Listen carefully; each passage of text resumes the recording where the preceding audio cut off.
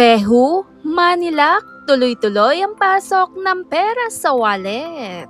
Unang-una, kumuha lamang ako ng dahon ng laurel. Pagkatapos, pentel pen na kulay green.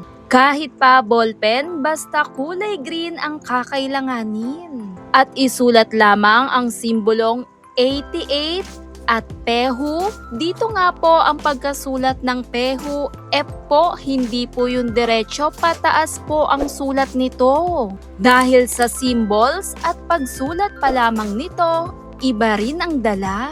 Sumisimbolo ng kasaganahan, kalinisan, at good energy. At heto nga po, pansinin niyo po ang aking sinulat. 88 at yung peho po, yung symbol ng F, pataas po ang sulat nito.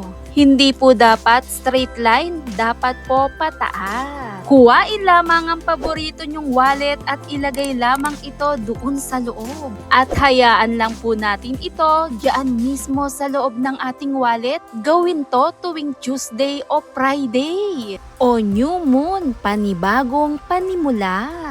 Follow, subscribe for more tips.